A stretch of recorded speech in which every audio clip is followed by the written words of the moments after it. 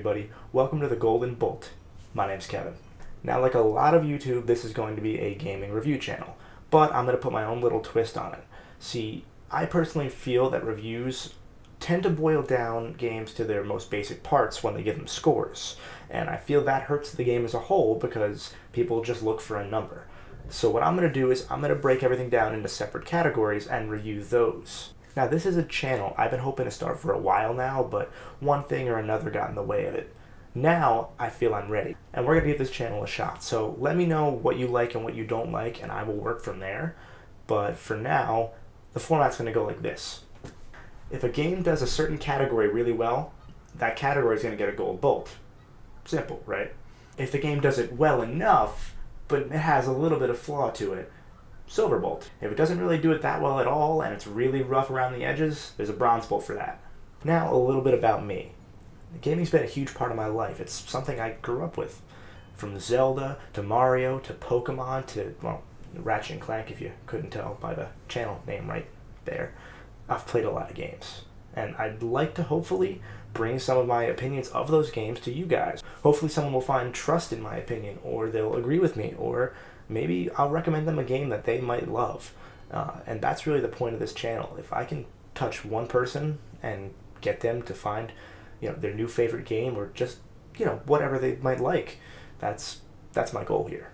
Now, that's my little diatribe on my opinion of games in general, and I'm sure you guys feel the same way, so let's get to the game in question. Well, first, let me pose a question. How do you start reviewing games? You can't rightfully start with a game that you love. By the nature of practice, you're going to have a much better chance of doing it justice if you wait. You shouldn't start with a game you hate either. That just makes you seem like a jackass to any fans of that game, and you're going to start off on a bad note. As you can see, I put a good amount of thought in the first half dozen or so games I'm going to review. So when I was looking through my gaming collection to try and find something that would really catch my eye for a first review, I did stop on one franchise. Where the Sly Cooper. There's something about Sly that really made me want to choose it right away, but I'm going to get into that a little bit later. Sly Cooper for a long time was the runt of the PS2's Holy Trinity. For those of you unfamiliar, that's Ratchet and Clank, Jak and Daxter, and obviously Sly Cooper. You really can't blame Sucker Punch for this either. You gotta look at history. Naughty Dog and Insomniac were huge coming off the PS1, having led Crash and Spyro as the faces of the brand. I mean, if nobody else was, it was these two that were the reason we had a PS2 at all. Sucker Punch, meanwhile, was only known for the N64 cult hit Rocket Robot on Wheels. Sly was well off the radar by comparison. Obviously, that's changed now, with Ratchet and Sly both getting a movie treatment and Jak nowhere to be found, but that doesn't change the fact that Sucker Punch had humble beginnings with Sony almost 15 years ago. Perhaps fittingly, Sly himself had humble roots too. Sly Cooper is the latest child born into a long line of master thieves. The Cooper clan is known around the world for pulling some of history's greatest heists, stealing from those who abused their wealth. After all, there's no honor, no challenge, no fun stealing from ordinary people. Each successive Cooper journaled his or her skills into a book for future generations to learn from and improve upon. This book? The Thievius Raccoonus. However, millennia of stealing from high-profile thieves made the Cooper clan a target, and one day Sly's home was ransacked by a group known as the Fiendish Five. Led by the mysterious Clockwerk, this group murdered Sly's father and stole the Thievius Raccoonus, leaving the young Sly alone. He was then sent to an orphanage where he met his best friends Bentley and Murray. Together, the trio began a long journey to reclaim the book and save the Cooper line. This is where our game begins. The Cooper gang starts off in France, where they're stealing Sly's case file from the office of Carmelita Fox, one of Interpol's finest. After making a hasty escape, they find out that the Fiendish Five split the Thievius Raccoonus up amongst themselves and spread across the world. Each chapter of the game opens up and ends with a comic-style flash cutscene, introducing the villain and forwarding the plot. I won't go too much into these because it's something I really feel you should experience for yourself should you play the game. But I will say this. Sucker Punch does a very good job of building the world with these scenes, and that becomes the standard for the series as a whole. Generally though, the story boils down to this. The Cooper gang travels to a new area, finds exactly 7 keys to unlock the way to the Fiendish Five members' lair, retrieves a section of the Thievius Raccoonus, and gets out just before Carmelita crashes the joint. There's Raleigh, the genius frog engineer. Mugshot, the roided-up mobster bulldog. There's Miss Ruby, the voodoo savant alligator. Alligator? Crocodile? The voodoo savant reptile. The revenge-hungry demolitions expert, the Panda King. and their mysterious owl leader, Clockwerk. What's interesting about these villains is that after stealing the Thievius Raccoonus, they all pretty much go on their separate way. There's no overarching goal at hand here except for to kill the Cooper line. I don't know why, but I find that uniquely intriguing for a group of antagonists, especially for a kid's game. That alone just adds to the experience in my eyes. The plot's not as light as it sounds though. Almost every mission builds the story more and more, talks up the villains, and makes the world feel very lived in. No, at its base it may not be special, but I really love this game's story. Sly lives up to his name, always being calm and collected in the field, and he's of course especially suave around Carmelita, playing up their romance angle. Bentley's neurotic and constantly warning Sly about possible dangers, but he always finds a way to help his buddy out with intel. Murray, well, I'll be honest, I really don't like how they treat Murray in this game. All he is a big, stupid teddy bear. Well, hippo. Everything involving Murray shows that he's dumb and that his love for food gets him into trouble. He just feels flat in Sly 1, which is something I'm glad they fix in the sequels. Well, I drove to this hot dog stand for a quick snack, and the next thing you know, I'm getting challenged to a race by these gangster dogs! Anyway, after taking down the first 4 members of the Fiendish Five, Sly and the gang find Clockwerk's lair in Russia. They head in, fighting past multiple security measures. That's no tower! That's no moon. It's a giant death ray! Until Sly finds Carmelita trapped in Clockwerk's lab. He tries to save her, but he gets knocked out by one of Clockwerk's poison gas traps. Not sure why he even tries, actually, because Carmelita warns him it's a trap, but, hey, credit for heroism, I guess. Bentley hacks into the system and stops the gas, saving Sly. Sly then frees Carmelita. Really? Took a single whack? Why couldn't she just do it from the inside then? Whatever. The two form a truce to take down the giant robotic owl. Sly climbs Clockwerk's mountain tower thing and uses Carmelita's jetpack to take on Clockwerk. Here, he learns that Clockwerk has held a centuries-long grudge against the Cooper clan, going so far to replace his entire body with steel parts to become immortal, living entirely on his hatred of the Coopers. He founded the Fiendish Five and stole the Thievius Raccoonus to prove that he was the world's greatest thief. And he kept Sly alive to show that without the book, the Coopers were nothing. It's actually quite a brilliant plan, and explains why they split the book up in the first place. The Fiendish Five simply wanted to rid themselves of the Cooper lineage, and Clockwerk really lays on the villainy here. Anyway, the two duel, and with Carmelita's help, Sly finishes him off once and for all. The funny part about Clockwerk's plan is that he was half right. Without the book to train him, Sly needed help to become a master thief and to take down the owl himself. Yeah, he was eventually able to learn through the book how to get to Clockwerk, but that's more down to bad planning by the rest of the Fiendish Five, and Sly still needed that book in the first place. After taking down Clockwerk, Carmelita gives Sly a 10-second head start to escape before she arrests him, and, well... 10, 9, 8, 7, 6, 5, 4, 3, 2,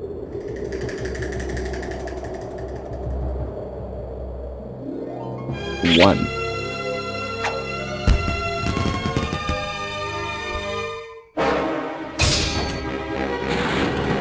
The Cooper gang escapes, and with the Thievius Raccoonus completed, the group prepares for its next journey. Overall, I really do love the story of this game. It's got so much character to it, and outside of Murray being a bit too dumb, I feel that Sly 1 does very little wrong and a lot right plot-wise. For this reason, I'm going to give the plot a golden bolt. Now onto the gameplay. The gameplay of the first Sly game is fairly simple. X is jump, square is used to swing Sly's cane, and triangle is for using special thief moves that Sly gets throughout the game. Circle is the do everything button. Seriously, every mandatory ability that Sly gets through the game is done as such. Just jump and hit the circle button. Jump and hit the circle button. Hold down the circle button, leapeth lively, and presseth the triggering device with the round geometrical object emblazoned upon it. So jump and hit the circle button. All you gotta do is Jump and hit the circle button. Yeah. Relax, Bentley. I live for this stuff. That said, despite being simple, Sly controls very well. His motions are fluid, especially for a PS2 game, his attacks feel powerful, and despite going all in on the often terrible action button, Sucker Punch made sure that the platforming rarely messes up on you. Stealth is always optional though, so advanced players can just cheese past most obstacles. However, you gotta be careful because one hit and you're dead. If you collect enough coins from killing enemies and breaking things, you get a lucky charm, which gives you a gimme hit, and you can even get a gold horseshoe, which gives you 2. Not that it really matters, lives are plentiful and there's no punishment if you run out. Even if you do die on a level more than 2 or 3 times, the game pities you with a gimme horseshoe. Again, it all sounds like nothing special, right?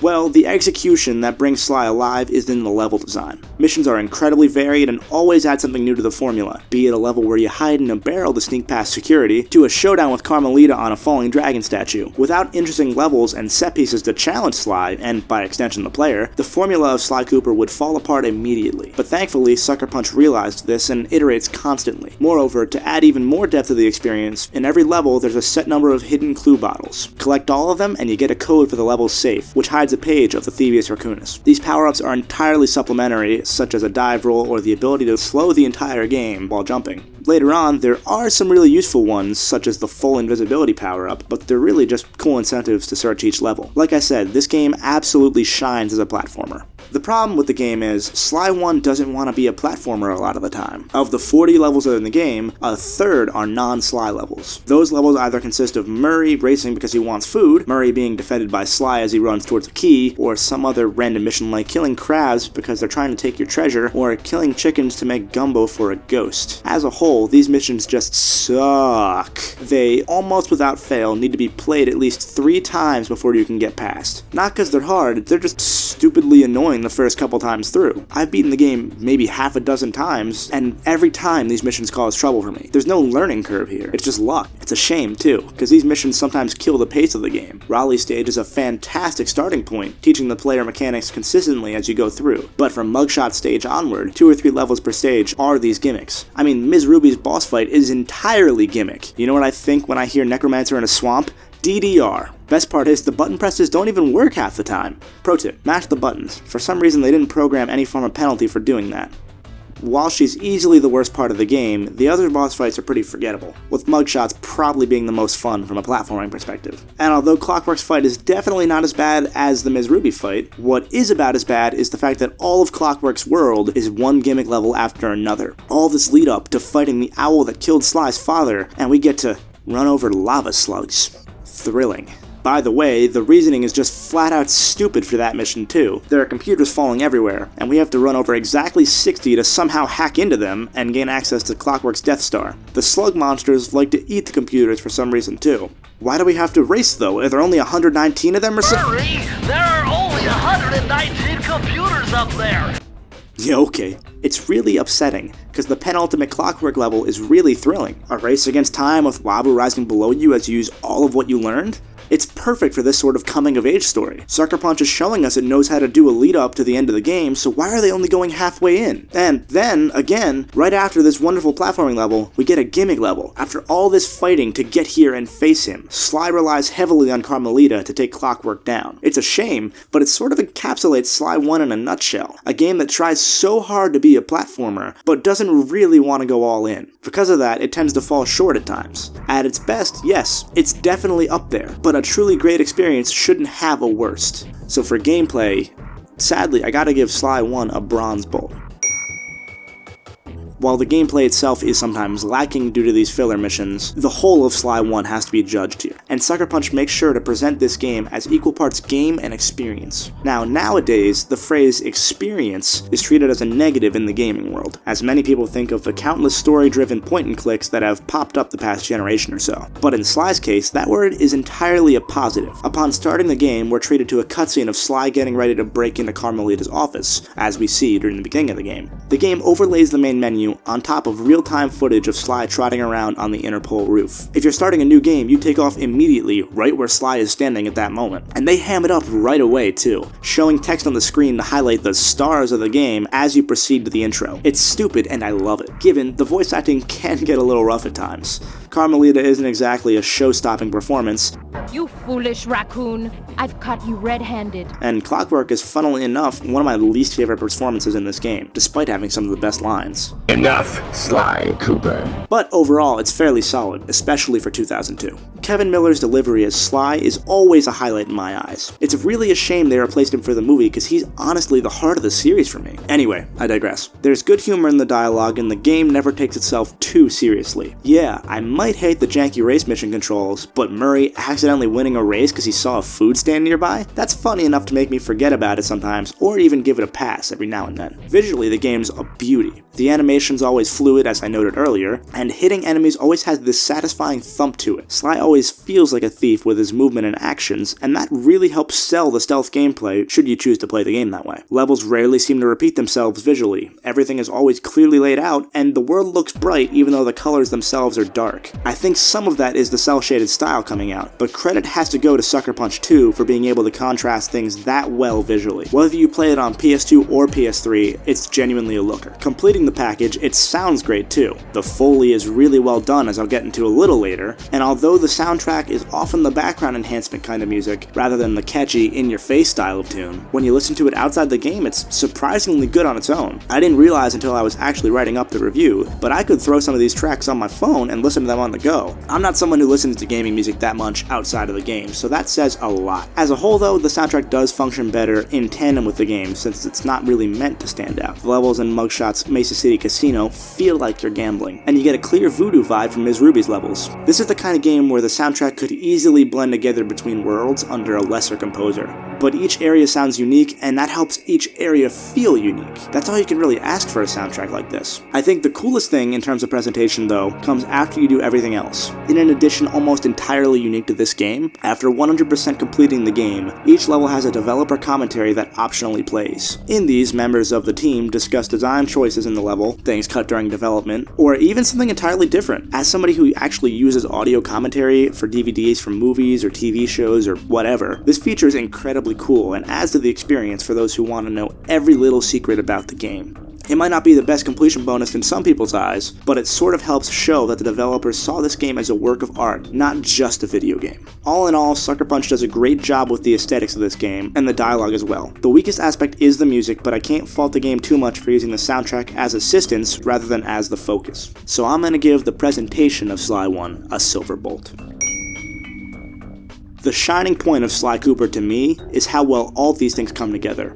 Outside of the big outliers and the crappy gimmick levels, every facet of this game combines into a wonderful whole. The gameplay perfectly mirrors and follows the plot. As Sly moves through the game, he learns more and better abilities to improve himself and his skills as a thief. That sounds like basic logic, I know, but many games don't show this sort of parity between gameplay and story. You don't see coming-of-age video games that often, because it's simpler to make a game where you've got almost the complete package right away and they only build slightly on it. In Sly, every level is room for growth. The player can project whatever version of Sly they like onto the experience. If your ideal Sly only focuses on the mission at hand, he never learns all those bonus abilities, and he never truly completes the Thievius Raccoonus. But if your Sly goes out of his way for the sake of honor, boom, he becomes a master thief at the end of the game. Again, Sly 1 blurs the line between gameplay and story in a way that most games simply don't attempt to. Now, even though I mentioned earlier that Sly functions more as a platformer than a stealth game, and even though that holds true quite often, the soundtrack really plays up the sneaking around. As Sly slowly crawls up behind an enemy, there's this little Tom and Jerry sort of bass flourish that plays to match his footsteps. Most tracks have this jazzy groove behind them to make you feel smooth, like a thief would, and they make you feel vulnerable as a young, inexperienced thief. Let's take Prowling the Grounds, for example. It's one of the first tracks you hear, and it sets the tone so well. As you're walking around the first hub world of the game, the track hides several layers behind the groove, trying to make the player feel nervous and weak at any given point. The background constantly has white noise trying to simulate the rain. The sound of water dripping frequently throughout the song on top of the rain further highlights both the constant rain in the Welsh Triangle and keeps the player wondering if that sound might just be somebody turning to discover them. Foliage seems to crackle as if there's something waiting to strike. This is just one of many examples that shows how well the audio highlights the gameplay and the actual experience of being a thief. I can't note enough that this is only one example. There are so many different cases of this where you feel Sly progressing because of the audio, because of the gameplay, not just because the story tells you to. So the cohesion, how well this game comes together, well, that's gold to me. Overall, Sly 1 has a lot going right for it. For one, it's still very replayable to this day. I mentioned this a little bit earlier, but once you beat the game 100%, you get level commentaries as a reward. However, to get to 100% on top of getting all the clue bottles, you have to complete time trials for each level, and they're pretty stiff sometimes. By the time you do 100% it though, it's pretty likely you won't be coming back to the game for a good while. The levels hold up for almost exactly as many playthroughs as is needed to fully complete the game. After that, they do sort of tire. Personally, I'll normally either play through the game normally, or I'll collect all the clue bottles. It only takes about 3 hours to do so once you've beaten the game a couple times, so it's nice and quick when I'm in the mood to play it. However, with the good comes the bad. And while Sly is replayable and has good extra content, the base game is still, well, 3 hours long. I can't act like that's a good thing. For some of you, that might kill some of the game's value. But that all said, the experience is worth the time you put in. I can't say it's too short because they build the story to a crescendo at the exact point it does. Yes, it does fall apart at the end at some points, but overall, it's exactly as long as you'd expect it to be. If it went on any longer, it would become tedious too. It's definitely not glitchy or anything either, which helped things a little bit. I've seen examples of some character model glitches and such on the PS3 version, but I've never really experienced that myself. Overall, the game's very well optimized on either platform. Load times are never that bad if they exist at all, and it never really chugs. Overall, although it is short, it's definitely worth the price you pay for it nowadays. You can get the game by itself on PS2 for about $10, or you can pick up the entire HD collection on PS3 for about the same price. Obviously, the latter is a better value, since you're getting the entire trilogy with it, but you can't really go wrong with either version. The PS3 version might have the odd bug or two, but if you're looking to start the series, it's very worth it to start there. Keep in mind that Sanzaru, the studio behind the HD collection, developed it because they wanted to make a Sly 4. It's a labor of love here. It's a game I truly enjoy every time I play it, even if it does have clear flaws. And the best part? It only gets better from here. So that's it for Sly Cooper. It's really a game I truly love, but it's one that I'm not afraid to pull punches on, and that's really why I chose it for this review. I wanted to bring something to the table that was, honest out of me, but not something I would be too biased for or against. So with that out of the way, time to move on to something completely different. And boy, is it gonna be fun. Join me next week when we tackle the Blue Bomber. Thanks for watching.